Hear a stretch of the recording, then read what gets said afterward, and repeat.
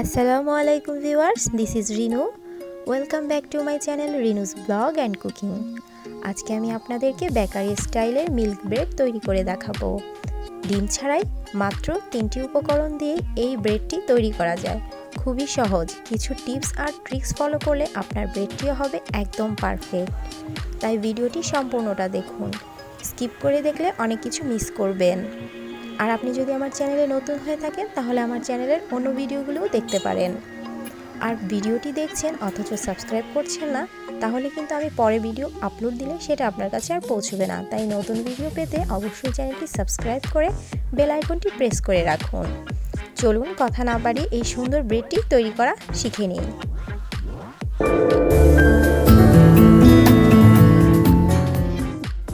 ব্রেডটি তৈরি করার জন্য প্রথমে আমাদের একটি গর্তযুক্ত বাটি নিতে হবে। এখানে দিয়ে দিলাম 1 কাপ গরম দুধ। আপনি চাইলে এখানে গুঁড়ো দুধও ব্যবহার করতে পারেন, তবে অবশ্যই গরম করে নেবেন। এরপরে দিব 1 টেবিল চামচ ইস্ট আর 2 টেবিল চামচ চিনি। ভালোভাবে মিশিয়ে একটি ঢাকনা দিয়ে ঢেকে 10 থেকে 15 মিনিটের জন্য রেস্টে রেখে দিব। ফিরে আসবো 15 মিনিট পর। এখন একটা চামচের সাহায্যে ভালোভাবে এটা মিশিয়ে নিব। এরপরে 2 কাপের থেকে কিছুটা কম ময়দা আমি মিশিয়ে নিব। এরপরে হাফ টিস্পুন লবণ ব্যবহার করব। সবগুলো উপকরণ ভালোভাবে এভাবে মিশিয়ে নিব। মেশাতে মেশাতে দেখবেন আঠালো হয়ে যাবে, তখন 1 টেবিল স্পুন রান্নার রেগুলার তেল ব্যবহার করবেন। আবারও ভালোভাবে এটাকে মিশিয়ে নিতে হবে। এরপর আরও কিছুটা তেল হাতে মাখিয়ে ভালোভাবে আমি যেভাবে করছি ঠিক এইভাবে পাউরুটির ডোটাকে মাখিয়ে নিতে হবে।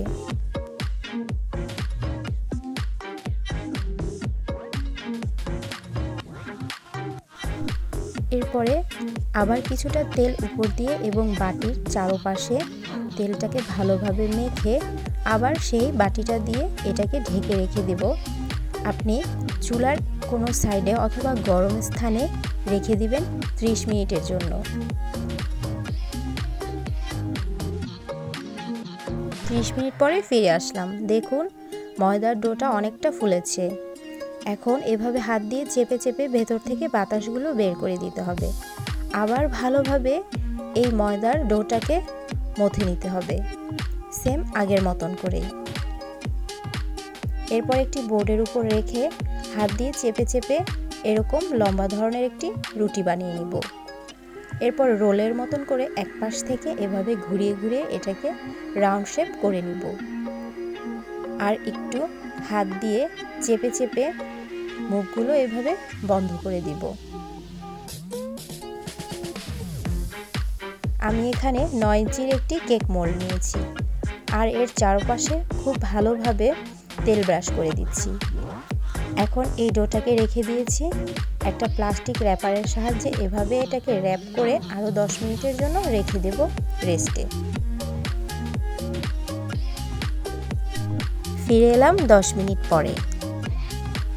দেখুন 10 মিনিটে আরও ফুলেছে অনেকটা।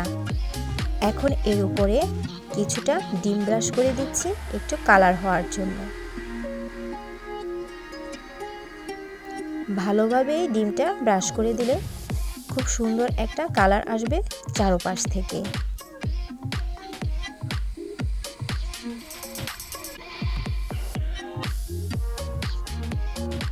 এখন এর উপরে কিছুটা তিল ছিটিয়ে দিচ্ছি।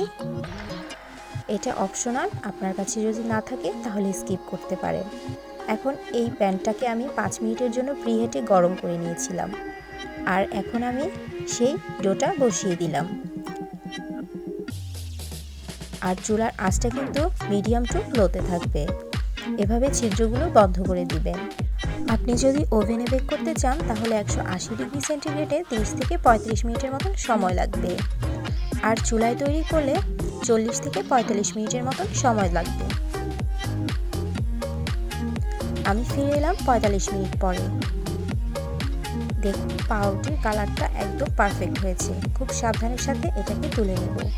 আর গরম অবস্থাতেই কিছুটা তেল ব্রাশ করে দিব যাতে উপরের অংশটা ড্রাই না হয়ে যায়। এরপরে একটি হালকা ভেজা কাপড় এর উপরে দিয়ে দিব। যতক্ষণ পর্যন্ত এটা ঠান্ডা না হবে এই কাপড়টা আমরা তুলব না। এটা যখন পুরোপুরিভাবে ঠান্ডা হয়ে যাবে তখনই কিন্তু তুলে নেবেন। একদম গরম অবস্থাতে কিন্তু এটাকে মোল্ড থেকে আউট করতে যাবে না, তাহলে কিন্তু ভেঙে যেতে পারে। এরপরে পুরোপুরি যখন ঠান্ডা হয়েছে আমি ছুরির সাহায্যে সাইডগুলোকে একটু খুলে নিয়েছি, তারপরে একটা প্লেটে নিয়ে নিয়েছি।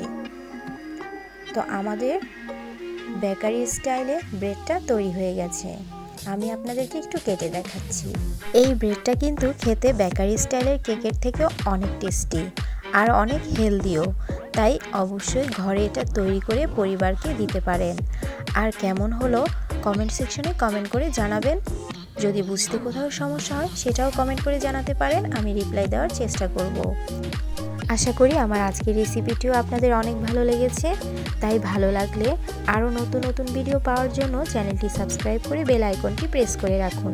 আর ভিডিওটি শেয়ার করুন আপনার ফ্রেন্ডস এবং ফ্যামিলির সাথে। আর সেই সাথে আমার জন্য আর আমার পরিবারের জন্য দোয়া করবেন, যাতে নতুন নতুন ভিডিও নিয়ে আবার আসতে পারি আপনাদের মাঝে। সে পর্যন্ত ভালো থাকবেন, সুস্থ থাকবেন। আল্লাহ হাফেজ।